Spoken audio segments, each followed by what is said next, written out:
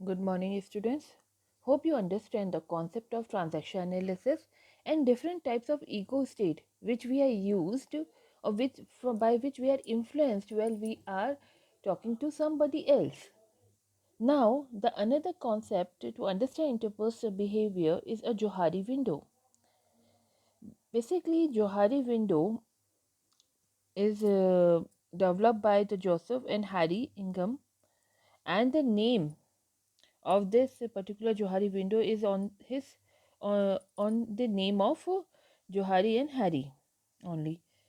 Basically, this window try to find out the situation in which self-awareness is analyzed, and model is highly useful in analyzing the causes of interpersonal conflict, and it also used to assess and improve the group relation with other group. Means यहाँ पर आप क्या कर रहे हैं इन Johari window में? It is a window जहाँ पर आप जो है कॉजेज़ को आइडेंटिफाई कर रहे हैं। आप ये आइडेंटिफाई करने की कोशिश कर रहे हैं कि आप अपने आप को कितना अच्छे से जानते हैं या कोई और आपके बारे में कितना अच्छे से जानता है, आपके कम्युनिकेशन में क्यों प्रॉब्लम आ रही है, क्यों कॉन्फ्लिक्ट अराइज हो रहे हैं, एंड किस तरीके से अपने इस कॉन्फ्लिक्ट को आप रिड्यूस कर सकते हैं। ठीक है, in Johari window more we share our self, इसमें एक कॉन्सेप्ट क्या है कि जितना हम एक दूसरे से बात करेंगे, अपने बारे में एक दूसरे से शेयर करेंगे, ठीक है, तो हमारी जो विंडो है वो और ज़्यादा एक्सपेंड होगी, ओपन होंगे हम। और जब हम ओपन ज़्यादा होंगे तो हमारे इंटरपर्सनल रिलेशनशिप में प्रॉब्लम्स नहीं आएंगी। ठीक है, इसमें एक अजम्पशन था, these are the assumption that the level to which an individual know himself, means आप अपने बारे में कितना जानते हैं। ठीक है, and next assumption is the level to which an individual known to other, कि अदर्स जो हैं आपके बारे में कितना जानते हैं।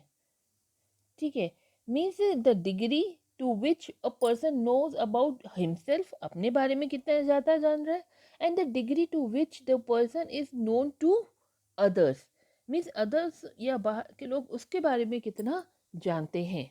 Based on that this window is, अब आप इस विंडो में देखिए, नोन टू सेल्फ मीन्स आप अपने बारे में कितना जानते हैं, non known to self means आप अपने बारे में क्या चीज़ नहीं जानते, देन नोन टू अदर आपके बारे में लोग कितना जानते हैं, and known to other not known to other means आपके बारे में लोग क्या नहीं जानते।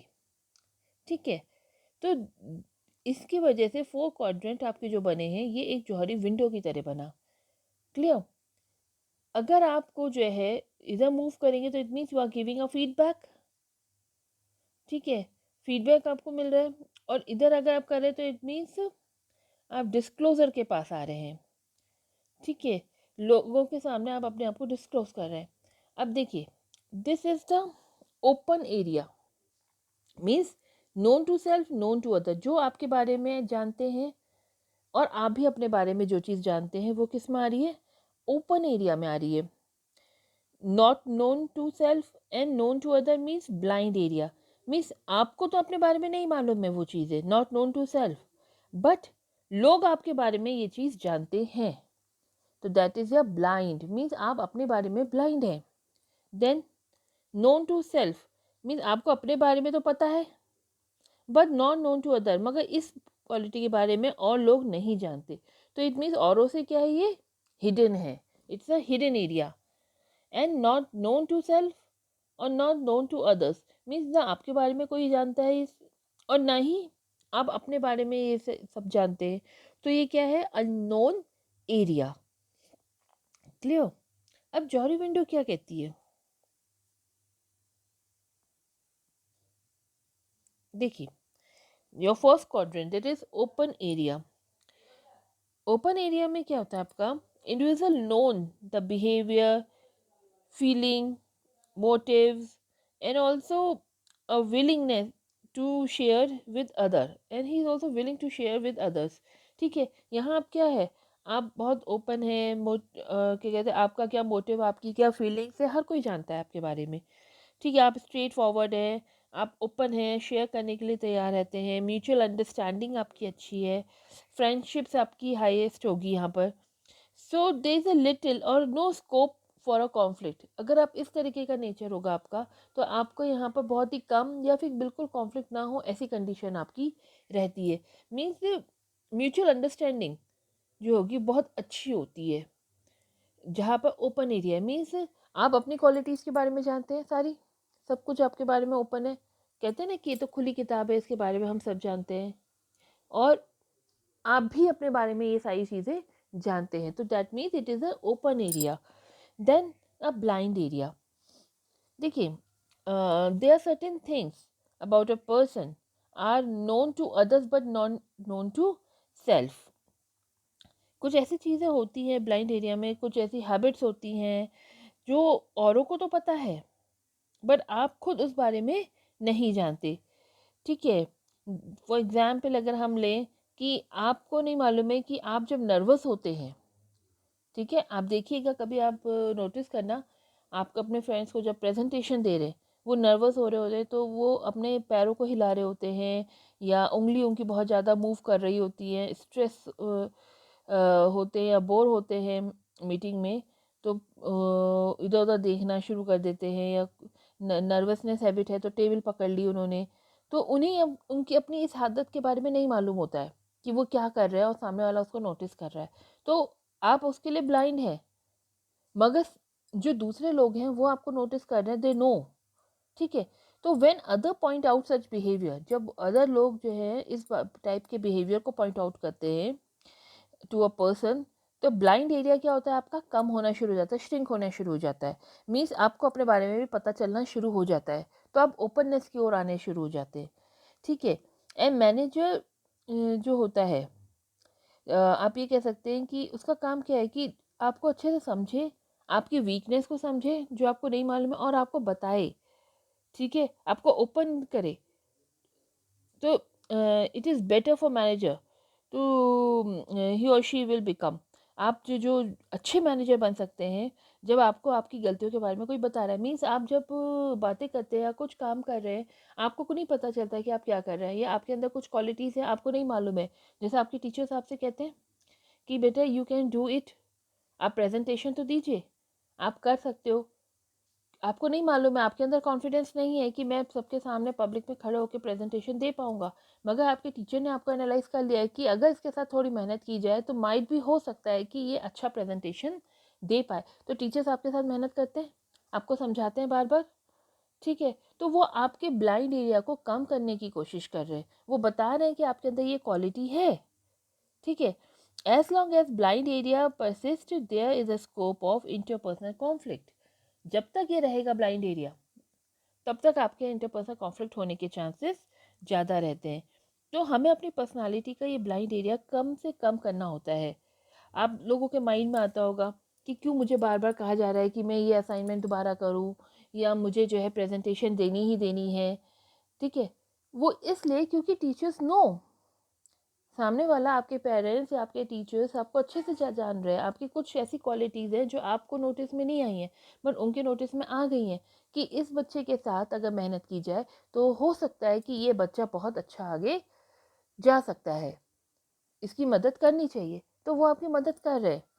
ठीक है, बट आप जब तक आपका वो ब्लाइंड एरिया रहेगा, जब तक आपको रियलाइज़ नहीं होगा कि हाँ मेरे अंदर ये क्वालिटी है, आपको बताया जा रहा है तो भी, तब तक इंटरपर्सनल कॉन्फ्लिक्ट होगा। आपको लगेगा क्यों मेरे पीछे पड़े रहते हैं, why they are pointing me always. Fine, तो कोशिश ये करनी है कि जब आपको कोई कुछ बता रहा है आपके बारे में, तो आप उसको समझें, एनालाइज करें।